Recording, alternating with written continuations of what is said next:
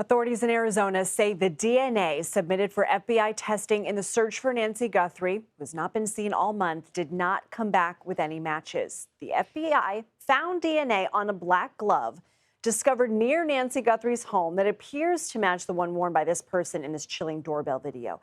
It was processed through a national database known as CODIS, or Combined DNA Index System.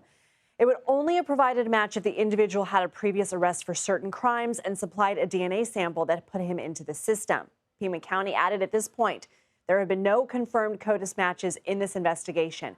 CBS News reporter Andres Gutierrez has been following this from the beginning and joins us live. So, Andres, we always knew this could have been a bit of a long shot. There's only a certain percentage of people who might be in this CODA database. But what happens next? Can they do a genealogy search? And what else is Pima County saying about their focus? Well, that absolutely can be one route they will pursue and will likely pursue here, Lindsay. As you said, over the weekend, the FBI told us that they had recovered 16 gloves in total. One of them, found about 2 miles away, matched the one that was seen on that doorbell camera. They had DNA. They sent it off to the lab that the county contracts with in Florida. They ended up doing some quality control testing on it. And this morning, it was sent to the FBI DNA database, CODIS.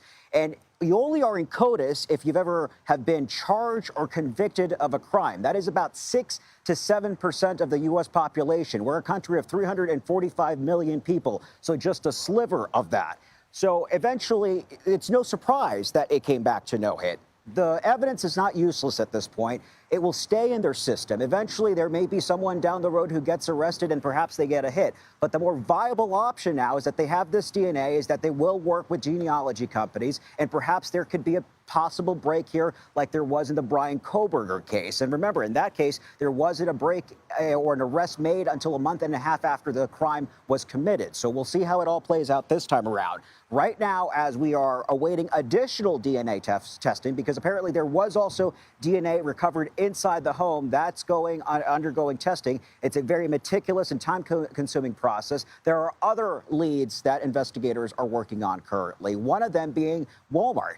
We know that the backpack was purchased there. The Ozark Trail brand is a private brand belonging to Walmart. And so they're trying to track it down where this person could have bought it. Was it online? Was it in person? If it's in person, they're looking at surveillance video. They're hoping that perhaps we can get a picture of this guy, a better one than the one we saw on the doorbell camera, that they can go ahead and disseminate to all of us, and we can help police try to nab this person.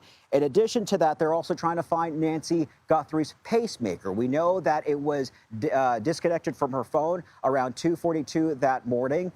They are trying to use this high-tech device called the signal sniffer. You mount it on a helicopter. About 2 days after she was reported missing, I ended up seeing the helicopter from the Pima County Sheriff's Department doing these low sweeps around the house, hovering just a few hundred feet away from her home, trying to find that pacemaker. It's trying to pick up any emissions from a low-frequency transmission. So they're looking for that as well. They have ruled out the Guthrie family as suspects at this point, but they are continuing to do search warrants and other processing of the evidence they found during the Friday night. We know that they searched a house, they searched a vehicle. They're still processing that evidence. Those people that were questioned were never arrested, so they're still out there looking for this person. Again, the TIPS hotline, 1-800-CALL-FBI. They've doubled the reward amount. It's $100,000 for any information leading to Nancy's safe return or an arrest in this case, Lindsay.